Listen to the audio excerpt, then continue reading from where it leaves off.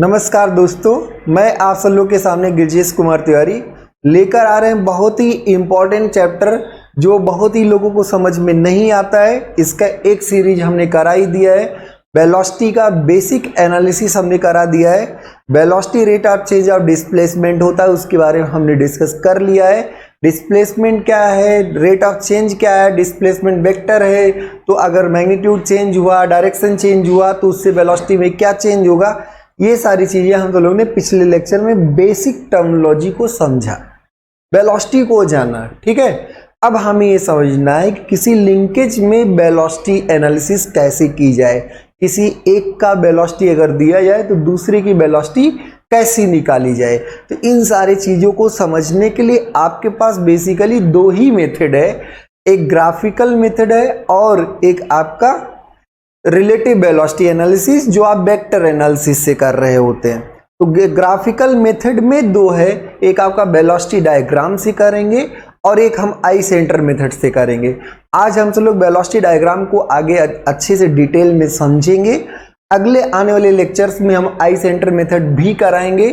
Second chapter की theory हम आपको कंप्लीट कराएंगे। थ्योरी ऑफ मशीन के फर्स्ट चैप्टर का क्वेश्चन एनालिसिस हमने कराया था। सारे क्वेश्चन को आप एक बार खुद से भी कर लें। 3 लेक्चर्स है, तीनों लेक्चर को बहुत ही ध्यान से समझे। थोड़ा स्पीड फास्ट हमें करना ही पड़ा था क्योंकि एग्जामिनेशन बहुत पास है, तो थोड़ा आपको तेज चलना ही पड़ेगा। और कुछ चीजें अगर आप पढ़े हैं फिर से रिवाइज करते तो रिवाइज थोड़ी तेजी से होनी भी चाहिए। थर्ड लेक्चर भी आप बहुत कम लोगों ने देखा, लेकिन हाँ बहुत ही इंपॉर्टेंट है, उसके सारे क्वेश्चन इंपॉर्टेंट है। अभी हाल ही में इसरो का एग्जाम हुआ जिसमें उससे डायरेक्ट क्वेश्चन आए हुए हैं, थोड़ा सा मॉडिफाई कर दिया था। बस ये है कि एकदम डायरेक्ट क्वेश्चन, तो ध्यान रखिएगा सारे लेक्चर बहुत इंपॉर्टेंट है, बहुत ध्यान से पढ़िए। सेकेंड चैप्टर को हम एकदम डिटेल में कराएंगे, वेलोसिटी एंड एक्सीलरेशन एनालिसिस, जो मैक्सिमम लोगों की प्रॉब्लम होती है, जो मैक्सिमम बच्चे समझ में नहीं आता, बच्चों के समझ में नहीं आता, इसलिए इस चैप्टर को हम बहुत डिटेल में कराएंगे। मैकेनिकल इंजीनियरिंग स्टूडेंट्स के लिए, वो चाहे डिप्लोमा क्लासेस इस समय कर रहा हो, चाहे बीटेक में हो, अपीयरिंग में हो, अगर वो अपने इस टोन के किसी भी लेक्चर को देखता है तो बहुत ही इंपॉर्टेंट, अगर उसको सेमेस्टर एग्जाम भी देना है तो वेलोसिटी डायग्राम तो बनाना आता ही है। ठीक है, बिना वेलोसिटी डायग्राम बनाए आप एक्सीलरेशन डायग्राम भी नहीं बना पाएंगे। तो वेलोसिटी डायग्राम बहुत ही इंपॉर्टेंट है, इसको सब लोग ध्यान से समझें। हर एक पॉइंट को, हर एक बारीकियों को बहुत आसानी से समझे, बहुत ही इंपॉर्टेंट है। ठीक है, अब हम सब लोग आगे बढ़ते हैं कि वेलोसिटी एनालिसिस कैसे की जाए, किसी एक लिंकेज की वेलोसिटी एनालिसिस कैसे की जाए। तो कल केवल एक बात हुई थी, एक पॉइंट निकल के आया था कि किसी एक फिक्स लिंक के एक पॉइंट के सापेक्ष दूसरे पॉइंट की रिलेटिव वेलोसिटी 0 होती है। किसी एक फिक्स लिंक के एक पॉइंट के सापेक्ष दूसरे पॉइंट की रिलेटिव वेलोसिटी क्या होगी, 0। लेकिन किसी एक मूविंग लिंक के एक पॉइंट के सापेक्ष दूसरे पॉइंट की वेलोसिटी, बहुत इंपॉर्टेंट लाइन, एक ही बात है, बस यही इतना समझ के पूरी वेलोसिटी डायग्राम हो जाएगा। तो क्या समझना है, किसी एक मूविंग लिंक के एक पॉइंट के सापेक्ष दूसरे पॉइंट की वेलोसिटी उन दोनों को मिलाने वाली लाइन के परपेंडिकुलर होता है। क्या बात निकले कि किसी मूविंग लिंक के एक पॉइंट के सापेक्ष दूसरे पॉइंट की वेलोसिटी उन दोनों को मिलाने वाली लाइन के परपेंडिकुलर होता है और उन दोनों के बीच की दूरी और एंगुलर वेलोसिटी के गुणनफल के बराबर होता है। इतने से काम चल जाएगा। तो क्या बात निकल के आई कि अगर कोई लिंक है जो रोटेट कर रही है तो इस पॉइंट के सापेक्ष दूसरे पॉइंट की वेलोसिटी, अगर ये ए है तो ए पॉइंट के सापेक्ष बी पॉइंट की वेलोसिटी इन दोनों को मिलाने वाली लिंक के परपेंडिकुलर, इन दोनों को मिलाने वाली लिंक के परपेंडिकुलर, एक पॉइंट के सापेक्ष दूसरे पॉइंट की वेलोसिटी दोनों को मिलाने वाली लाइन के परपेंडिकुलर, अगर ये ओमेगा है, और क्या होगा, दोनों के बीच की दूरी और एंगुलर वेलोसिटी के गुणनफल के बराबर होता है। दोनों के बीच की दूरी और एंगुलर वेलोसिटी के गुणनफल के बराबर होता है। पूरी बात एकदम से क्लियर है। ठीक है, अब हम सब लोग इसी बातों पर आगे बढ़ेंगे। वेलोसिटी एनालिसिस यहीं से शुरू होगी। ठीक, अब शुरू होता है वेलोसिटी एनालिसिस। तो देखिए सबसे पहले आपको कॉन्फ़िगरेशन डायग्राम दिया होगा,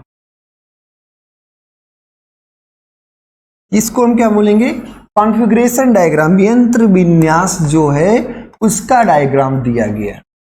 अब एक बात और जान लीजिएगा, जो भी हम वेलोसिटी एनालिसिस कर रहे हैं ये इंस्टेंटेनियस वेलोसिटी एनालिसिस है।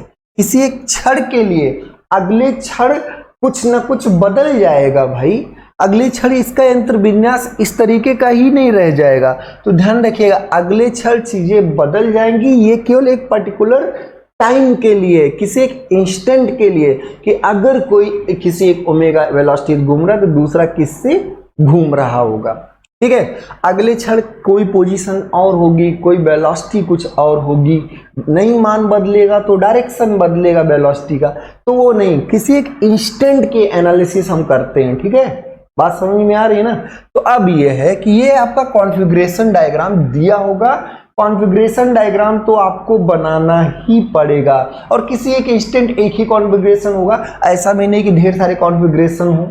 ठीक है, एक ही विन्यास होगा, एक ही तो ये आप समझ सकते हैं। अब क्वेश्चन है कि ये आपको अगर दिया गया, मान लीजिए ये दिया गया, इसको 2 मान लीजिए, ओमेगा 2। अब देखिए इसमें कितने लिंक है, 4 बार चेन का है, तो एक लिंक है और ये 2 लिंक है और ये क्या है 3 लिंक है और ये 4 लिंक्स हैं, 4 लिंक्स हैं। एंगुलर वेलोसिटी आप 2 आपको दिया है, ध्यान रखिए इसका वैल्यू दिया होगा 2 रेडियन पर सेकेंड, 4 रेडियन पर सेकेंड, कुछ दिया होगा मान। हम जनरल चल रहे हैं, जनरल का मतलब ये आप समझिए कि दिया हुआ है, और आपसे पूछा गया कि इसका एंगुलर वेलोसिटी बताइए, इसका एंगुलर वेलोसिटी बताइए। बात समझ में आ रही है। तो अब इसके लिए आई सेंटर मेथड भी है, लेकिन हम सब लोग आज क्या करने वाले हैं, वेलोसिटी डायग्राम एनालिसिस।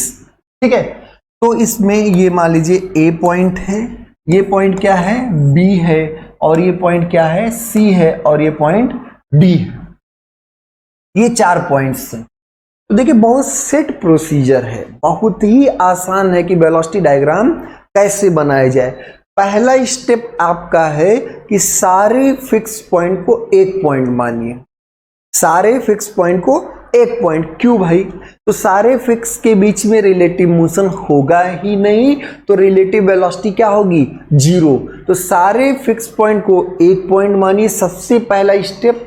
और दूसरा स्टेप है जो आपको गिवन है, जो आपको दिया गया है उसको आप ड्रॉ करिए।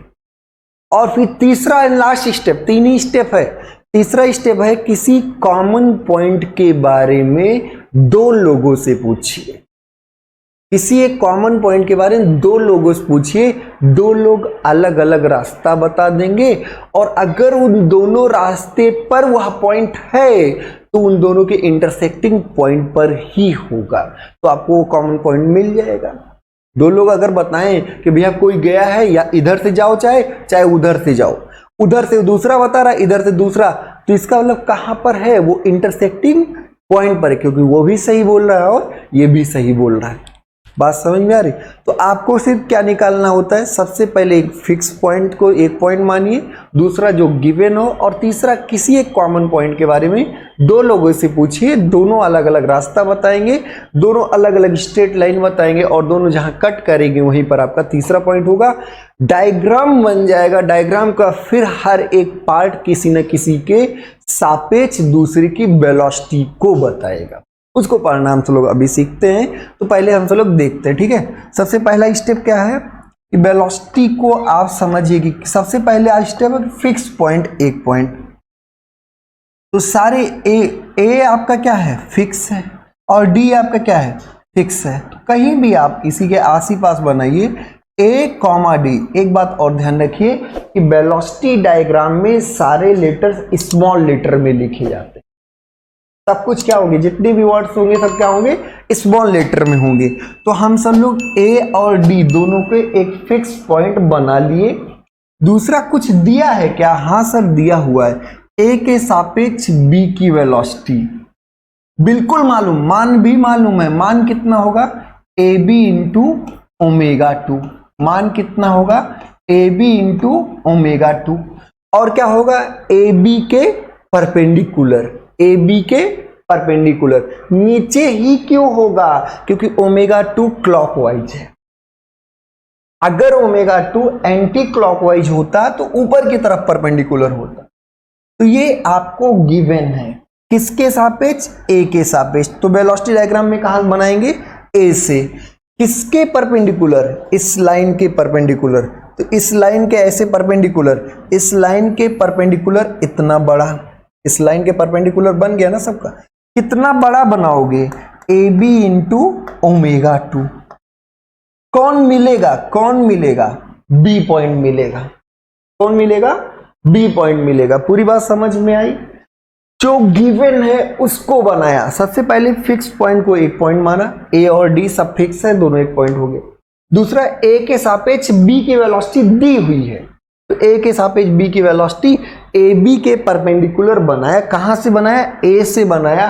कहां तक बनाया, बी तक बनाया। अब ये कितना बड़ा होगा, ए बी इंटू ओमेगा 2। क्या ए बी की लंबाई मालूम है, बिल्कुल ओमेगा 2 सब कुछ कॉन्फ़िगरेशन डायग्राम से ए बी और ओमेगा 2 दिया ही था। अब ये मान लीजिए 1000 आया, मान लीजिए कैलकुलेशन में 1000 आया, तो क्या 1000 मीटर ये लंबा बना दोगे, नहीं भैया। तो हम स्केल मान लेंगे। स्केल क्या मान लेंगे कि मान लीजिए कि 100 मीटर पर सेकेंड इक्वल टू 1 सेंटीमीटर, तो ये 10 सेंटीमीटर का बना देंगे बस। एक खाना 100 है तो 1000 क्या होगा, 10 खाने बना देना है बस। तो आपको ये भी मिल गया। स्केल मान लेंगे अगर बहुत लार्ज टर्म है, और अगर आपका रिप्रेजेंटेबल है तो स्केल मानने की जरूरत नहीं है, जनरली मानना पड़ता है क्योंकि मीटर में है वेलोसिटी डायग्राम में। ठीक है, ये हो गया। यहां तक तो कोई दिक्कत नहीं है किसी को। अब शुरू करते हैं, सी के बारे में पूछते हैं। सी के बारे में बी से पूछिए। सी के बारे में किससे पूछिए, बी से पूछिए।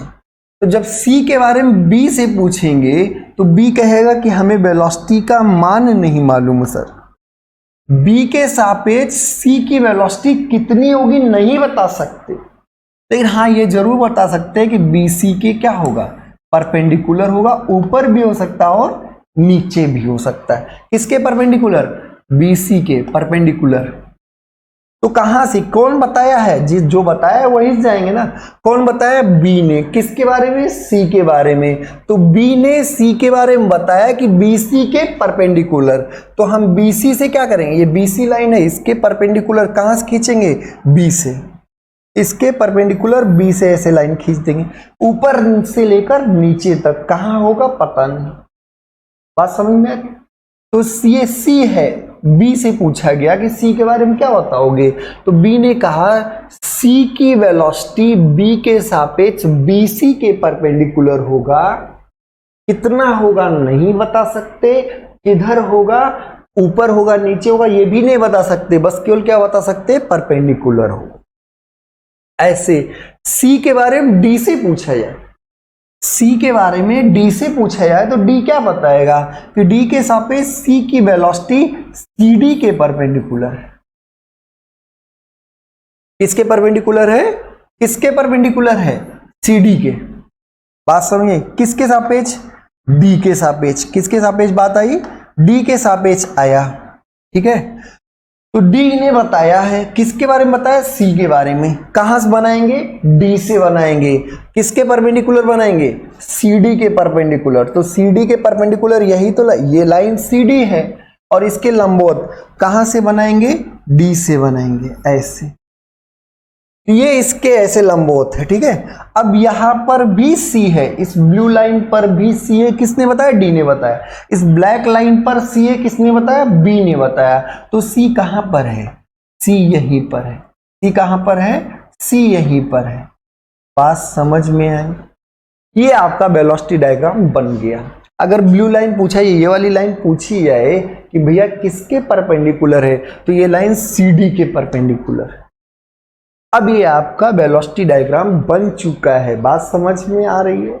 अब वेलोसिटी डायग्राम बनने के बाद इसमें कौन क्या बताता है ये भी आपको जानना जरूरी है।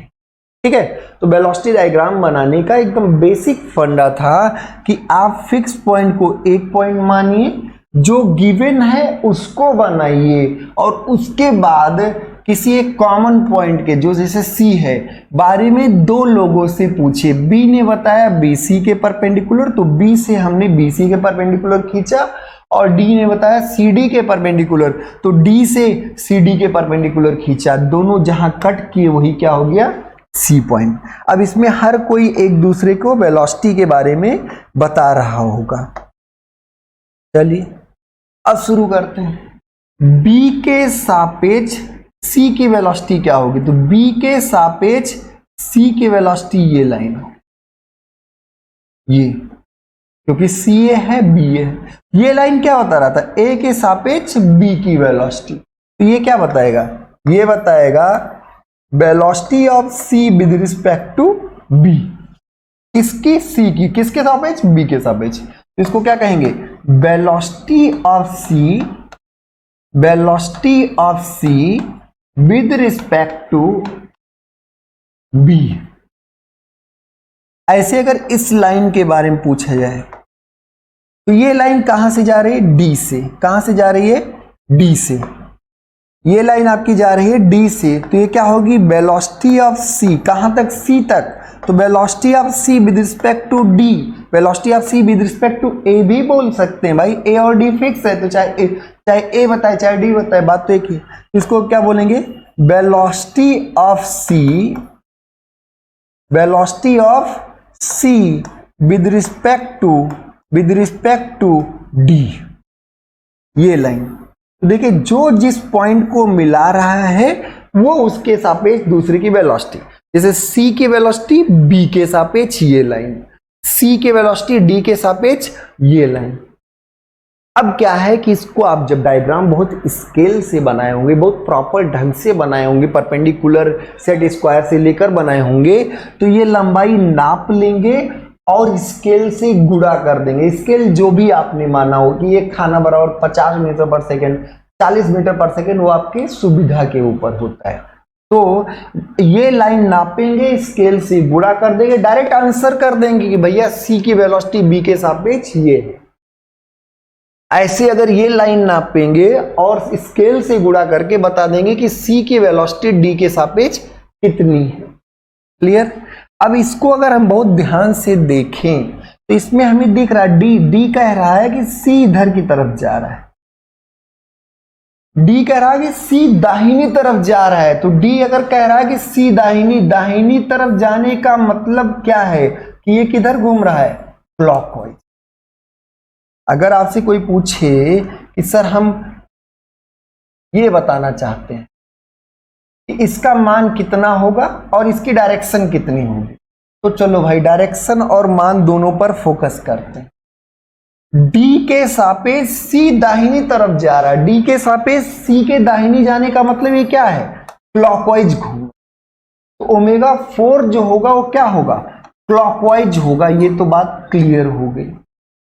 मान कितना होगा ओमेगा 4 का, तो ओमेगा 4 अगर आपसे कहें क्या सी की वेलोसिटी डी के सापेक्ष मालूम है, हाँ बिल्कुल मालूम है, ये लंबाई का स्केल से गुणा किए। तो इसके लिए आप क्या करेंगे, velocity of C with respect to D upon C D, क्या होगा, velocity of C with respect to D upon, अरे भाई ये वही है, omega equal to B by R. तो हमने क्या किया, सी की वेलोसिटी डी के सापेक्ष मालूम है, किससे, वेलोसिटी डायग्राम से निकाला है। तो वेलोसिटी डायग्राम से, तो velocity of C with respect to D upon C D, C D क्या है, लंबाई है। तो आप बता लेंगे, मान भी बताए और डायरेक्शन भी बताए, हो गया क्लियर।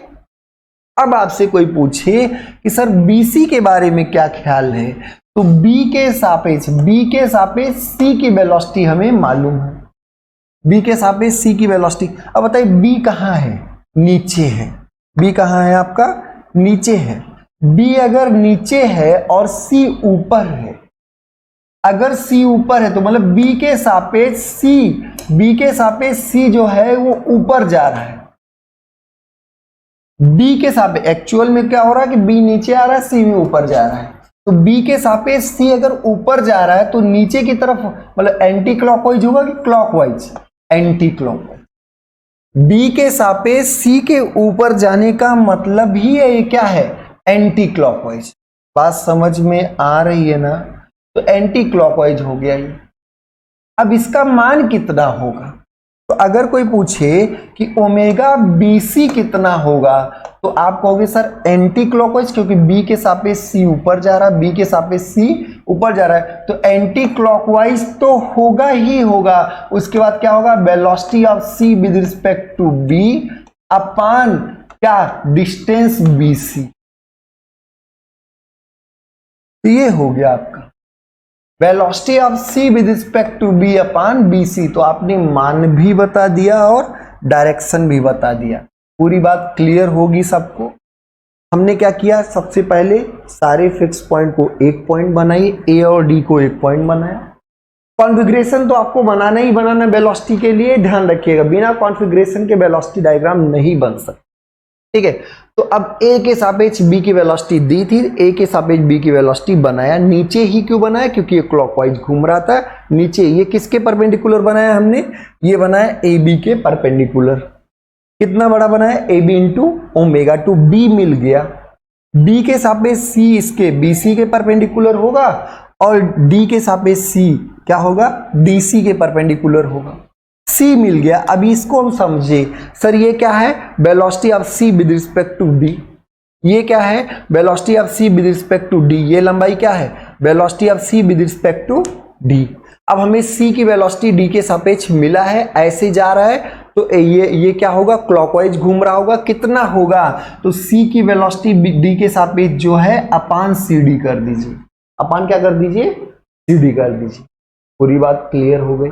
ऐसे अगर पूछें कि सी की वेलोसिटी डी के सापेक्ष, तो आपने कहा सी की वेलोसिटी डी के सापेक्ष हमें मालूम है, सी की वेलोसिटी बी के सापेक्ष, तो सी की वेलोसिटी बी के सापेक्ष ये ऊपर जा रहा है। देखिए बी क्या कह रहा है? सी ऊपर है, नीचे भी हो सकता था किसी कंडीशन में, इसमें ऊपर। तो आप तुरंत कहोगे सर ये एंटी क्लॉकवाइज घूम रहा है और इसका एंगुलर वेलोसिटी होगा velocity of C with respect to B upon B C. पूरी बात क्लियर है? अब कुछ केसेस हम सब लोग करते हैं और उस केसेस में फिर आगे बढ़ते हैं। ठीक है, एक क्वेश्चन आया बहुत ही शानदार, बहुत ही इंपॉर्टेंट क्वेश्चन, कई बार क्वेश्चन आया हुआ है, तो इस क्वेश्चंस को बहुत ध्यान से पढ़ेंगे आप सब लोग। एक आपका ये आपका घर की दीवार है और ये फर्श है। घर की दीवार है और ये क्या है? फर्श है। ये दीवार और ये फर्श है। अब इस पर एक सीढ़ी लगी हुई है, ऐसे ये क्या लगी हुई है? एक सीढ़ी लगी हुई। चलो भाई ये सीढ़ी हो गई, ठीक है। अब ये अगर सीढ़ी है, किसी एक क्षण हमने देखा कि ये सीढ़ी सरकने लगी और इसकी वेलोसिटी आपको दी है वी ए। मान लो इस सीढ़ी का ये पॉइंट, एक किनारा ए है और एक किनारा क्या है? बी है। किसी क्षण हमने देखा कि ये ऐसे सरकने लगा किसी एक वेलोसिटी वी ए से। वी ए का मान दिया होगा आपके क्वेश्चन में, वी ए का मान दिया होगा, कोई बात नहीं, हम सब लोग एक जनरल लेके चल। तो ये वेलोसिटी वी ए से आगे बढ़ने लगा। बी की वेलोसिटी बताना है कि इस दूसरे सिरे की वेलोसिटी क्या होगी, बशर्ते आपको ये एंगल दिया होगा, ये थीटा एंगल दिया होगा। तो बी की वेलोसिटी क्या होगी ये पूछा जाएगा और ये थीटा एंगल आपको दिया होगा। ठीक है, तो अब इसको बहुत ध्यान से समझना है। मान लीजिए हमने अपनी सुविधा के लिए एक नीचे, इसी के जस्ट नीचे फर्श पर एक पॉइंट मान लिया सी, और इसके जस्ट नीचे दीवार पर, ये दीवार पर है जो ब्लू कलर का बना रहे, दीवार पर, ये फर्श पर है, ये डी। अब अगर कोई कहे कि क्या करोगे, सबसे पहला स्टेप वेलोसिटी डायग्राम से ही करेंगे। इसको 3-4 मेथड से आपको कराएंगे, अभी केवल वेलोसिटी डायग्राम पर फोकस है। ठीक है, तो वेलोसिटी डायग्राम से हम इसको देख रहे हैं। सबसे पहला स्टेप क्या है कि सारे फिक्स पॉइंट को एक पॉइंट मानिए। सारा कौन? सी भी फिक्स है और डी भी फिक्स है। सी फर्श पर है, डी दीवार पर है, दोनों फिक्स है तो एक पॉइंट मान लीजिए। दूसरा आपका आएगा कुछ दिया है क्या, तुरंत कान में कुछ दिया है क्या? हाँ सर ए की वेलोसिटी दी है भाई, तो ए की अगर वेलोसिटी दी है किधर है? हॉरिजॉन्टली इधर बाएं तरफ, बाएं तरफ। तो यहां से आप तुरंत क्या करोगे कि हॉरिजॉन्टली बाएं तरफ कितना बड़ा बनाओगे, कितना बड़ा बनाओगे, VA के बराबर कौन मिलेगा, A मिलेगा। कौन मिलेगा, A मिलेगा। पूरी बात समझ में आ गई होगी अब। तो अब ये आपने वेलोसिटी डायग्राम एकदम सेट प्रोसीजर से बनाना शुरू किया। चलो भाई, अब हम सब लोग फिर शुरू करते हैं। अब अगला किसी ने कहा कि कुछ और C और D एक पहले बनाए और जो गिवन था उसको बनाए। A के सापेक्ष B की वेलोसिटी पूछा है। क्या A B सीढ़ी पर? हाँ बिल्कुल, A और B दोनों सीढ़ी पर हैं। तो A के सापेक्ष B की वेलोसिटी पूछा जाए तो A कहेगा भैया हमें नहीं मालूम, मान नहीं मालूम है तो दिशा ही बता दो। तो दिशा भी हमें नहीं मालूम, बस ये कह सकते हैं कि इसके परपेंडिकुलर होगा। बस A केवल बताया किसके बारे में, B के बारे में। A किसके बारे में बताया, B के बारे में, कि A के सापेक्ष B की वेलोसिटी AB के परपेंडिकुलर होगा। तो A से खींचेंगे, A से खींचेंगे किसके परपेंडिकुलर, AB के परपेंडिकुलर। किसके परपेंडिकुलर, AB के परपेंडिकुलर। ये एक्चुअल में इसके ये परपेंडिकुलर। कहां से खींचेंगे, A से खींचेंगे, A से, क्योंकि A ने बताया। कहां से खींचेंगे, A से। और किसके परपेंडिकुलर, AB के परपेंडिकुलर। इस पर क्या A ने कहा जाओ इसी रास्ते, B कहीं है ऊपर नीचे टहलो। चलो हमने कहा ठीक है भाई तुम कुछ तो बताए। D ने, अब D से पूछो कि D B की वेलोसिटी बताओ।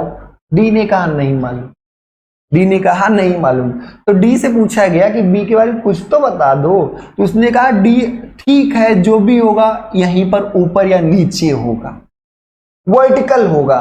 तो D के सापेक्ष B की वेलोसिटी, D के सापेक्ष B की वेलोसिटी जो भी होगी वो क्या होगी, वर्टिकल होगी। किससे खींचा हमने, D से, क्योंकि D ने बताया।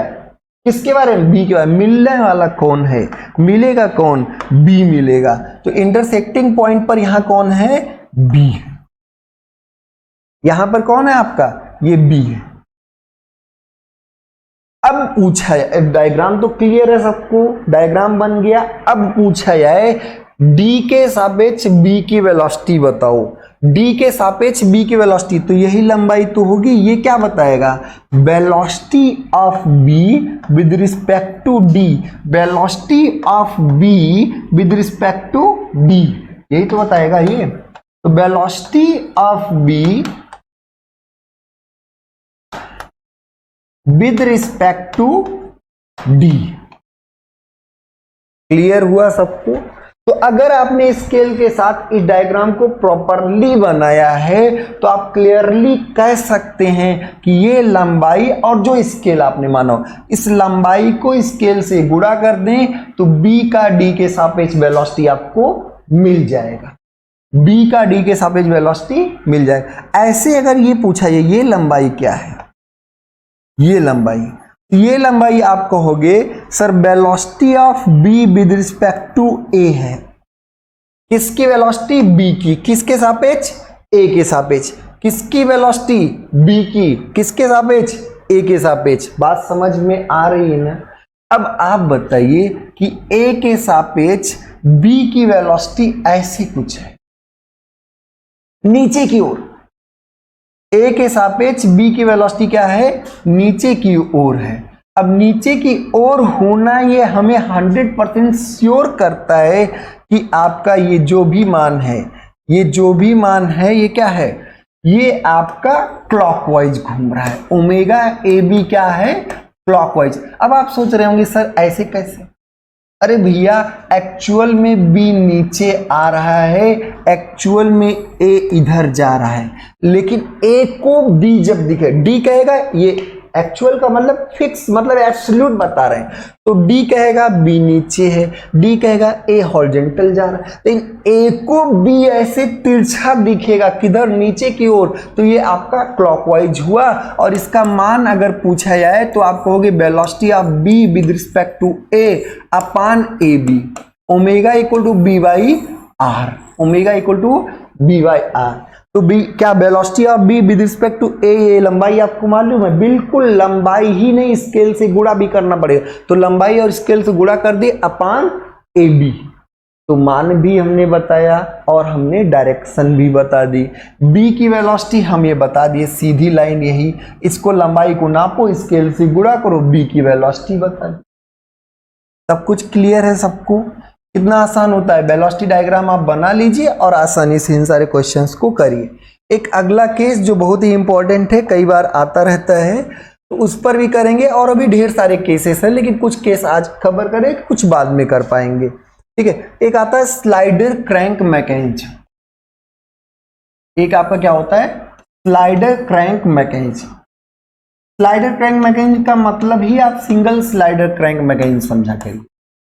बात समझ में आ रही है ना? Single slider crank mechanism. सबसे पहले कॉन्फ़िगरेशन डायग्राम मान लीजिए, ये पॉइंट ए है और ये बी है, और यहां पिन पर क्या है, सी है, और ये क्या है, डी है, ये है। और ये अगर ओमेगा से घूम रहा है, इसको ओमेगा क्रैंक लिख देते हैं। इसमें आपको पता भी होगा, ये क्रैंक होता है, ये कनेक्टिंग रॉड होता है, ये स्लाइडर, और इसके ऊपर भी दिखा सकते हो, ये स्लाइडर, और ये जो बाहर चारों तरफ खोली है, खोली क्या है, सिलेंडर, वही फिक्स है। बात समझ में आ रहा है ना? तो ये आपका ओमेगा क्रैंक दिया गया, किसी एक क्षण की बात है, किसी एक क्षण आपको ये दिया गया। इस समय कुछ थीटा होगा, इसका कॉन्फ़िगरेशन बना लिए। अब इस क्षण क्या स्लाइडर स्लाइड कर रहा होगा? क्या इस क्षण स्लाइडर स्लाइड कर रहा होगा? बिल्कुल स्लाइड कर रहा, इधर भी कर सकता, उधर। तो वही पूछा गया है कि स्लाइडर की वेलोसिटी बताइए, ये क्वेश्चन मार्क है। Find out the velocity of slider when the omega crank is given and configuration and its length of connecting rod, crank etc are given। चलो भैया, तो हमें क्रैंक की वेलोसिटी दी है, इस क्षण जो दिया गया कॉन्फ़िगरेशन, इस समय स्लाइडर की वेलोसिटी निकालनी है। फिर वही कदम पहला कदम क्या था कि सारे फिक्स पॉइंट को एक पॉइंट माने। तो फिक्स कौन है, ए है और डी है। सी इस पिन पर है, सी पिन पर वो जो चलेगा, डी यहां पर है बाहर सिलेंडर, तो ए और डी फिक्स है। कुछ दिया है क्या? हाँ, ये तुरंत तो दूसरा ऑप्शन, कुछ दिया है क्या? हाँ सर, तो ए के सापेक्ष बी की वेलोसिटी दी है, इसके परपेंडिकुलर होगी, और कितनी होगी, ए बी इंटू ओमेगा होगी। तो आपने तुरंत कहा सर ये दिया है, और जाओ इससे कुछ जो कर पाओ कर लो। तो हमने कहा ठीक है, तो ए के सापेक्ष कहां बनाना है, ए से, ए के सापेक्ष ए बी के परपेंडिकुलर, ए बी के इसके परपेंडिकुलर बनाना है, इसके परपेंडिकुलर। तो ऐसे बन गया। कितना बड़ा आपने बनाया, ए बी इंटू ओमेगा। मिला कौन, बी, मिला यहां पर कौन, बी। ए ने बताया बी के बारे में, तो ए से खींचे हैं किसके परपेंडिकुलर, ये लाइन अगर हम देखें तो किसके परपेंडिकुलर है, परपेंडिकुलर टू ए बी। ये परपेंडिकुलर का सिंबल होता है, लंबवत है, तो इसके परपेंडिकुलर ए बी के हमने बना दिया। अब बताइए सी के बारे में बी का क्या ख्याल है, सी के बारे में बी का, अब उससे पूछोगे ना तब तो ख्याल बताएगा। चलो भाई ख्याल उससे पूछ लिए, उसने कहा ठीक है हम बताते हैं कुछ हमारा भी ख्याल।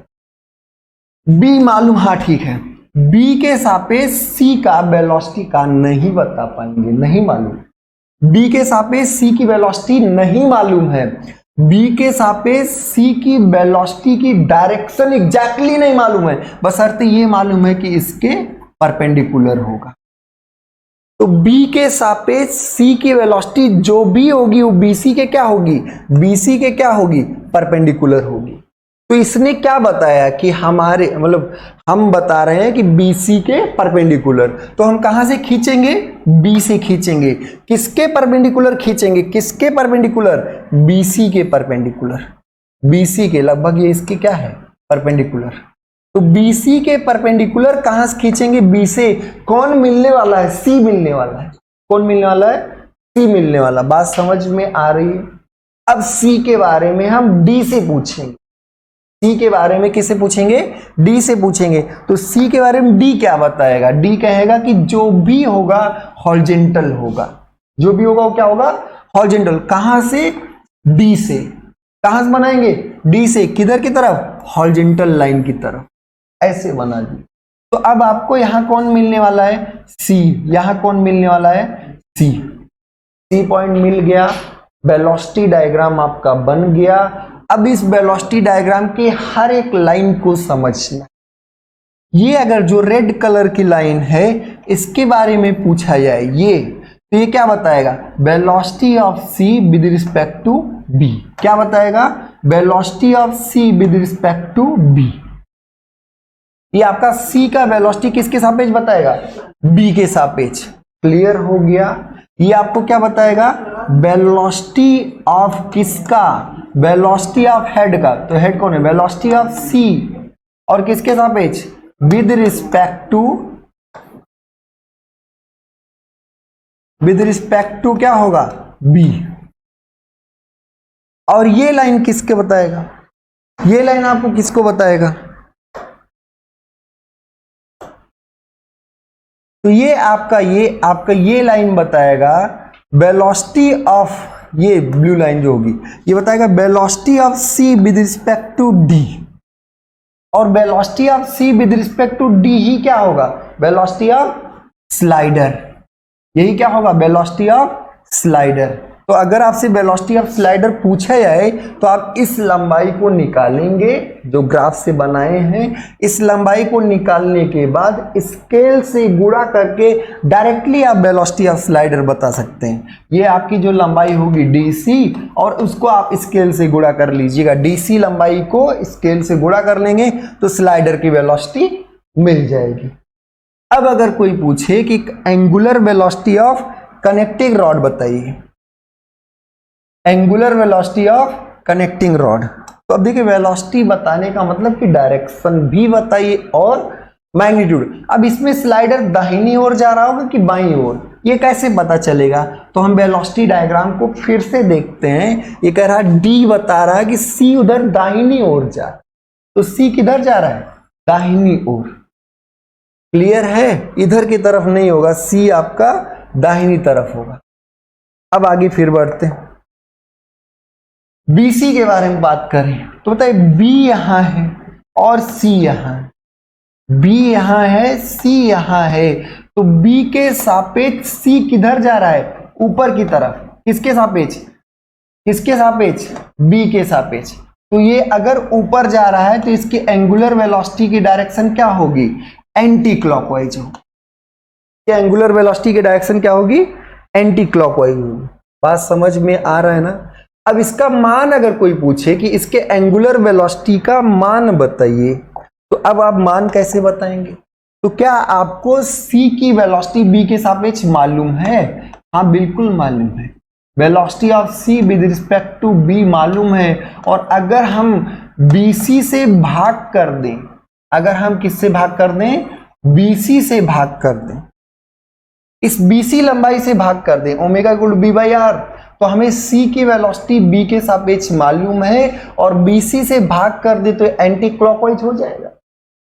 मान भी बता दिया, डायरेक्शन भी बता दिया, तो आपको क्लियर हो गया। अब किसी को डाउट सर इसके परपेंडिकुलर कैसे जा रहा है, अरे भैया एब्सोल्यूट जो है, जो D बता रहा है कि ये हॉरिजॉन्टल जा रहा है, D क्या बता रही है, हॉरिजॉन्टल जा रहा है, लेकिन B एक्चुअल में B नीचे आ रहा है, तो B को लग रहा है कि C ऐसे जा रहा है, ठीक है। तो रिलेटिव वेलोसिटी ऐसी दिख रही है, लेकिन एक्चुअल में C एब्सोल्यूट मतलब D से पूछो या A से पूछो तो D आपको हॉरिजॉन्टल बताएगा, लेकिन B के सापेक्ष C की वेलोसिटी जो है वो BC के परपेंडिकुलर होगी। और ऊपर कैसे कैसे, ये आपका वेलोसिटी डायग्राम बताया कि B के सापेक्ष C की वेलोसिटी ऊपर की तरफ है। पूरी बात क्लियर है ना सबको। तो एंगुलर वेलोसिटी, अब यहां ध्यान रखिएगा, B को C ऐसे जाता हुआ दिखाई देगा, D को C हॉरिजॉन्टल दिखेगा, A को C हॉरिजॉन्टल दिखेगा, A को B इसके परपेंडिकुलर ऐसे घूमता हुआ दिखेगा। B के सापेक्ष C की वेलोसिटी BC के परपेंडिकुलर है, ठीक है। तो अब सारी चीजें आप समझ गए होंगे। वेलोसिटी डायग्राम बनाना आपने सीख लिया, वेलोसिटी डायग्राम के हर एक पॉइंट को समझ लिए होंगे कि कौन लाइन किसको बताता है, कैसे एंगुलर वेलोसिटी निकाली जाए। एंगुलर वेलोसिटी एंटी क्लॉकवाइज कब होगा, कब क्लॉकवाइज होगा, इन सारी चीज़ों को आपने ध्यान से देखा और समझ लिया होगा। इस लेक्चर को अच्छे से समझिएगा, वेलोसिटी डायग्राम आपको क्लियर हो जाना चाहिए। पिछला लेक्चर भी हमने वेलोसिटी पर लिया, उसको भी आप डिटेल में देख लीजिएगा, तब इस लेक्चर को और अच्छे से आप देखिएगा तो समझ में आएगा। ठीक है, आज के लिए इतना ही। और भी ढेर सारे अभी वेलोसिटी डायग्राम के क्वेश्चंस कराएंगे, केसेस कराएंगे, उसके बाद आई सेंटर मेथड होगा, सेकेंड चैप्टर को डिटेल में कराएंगे, उसके बाद फिर आगे बढ़ेंगे। ठीक है, आज के लिए इतना, बहुत बहुत धन्यवाद।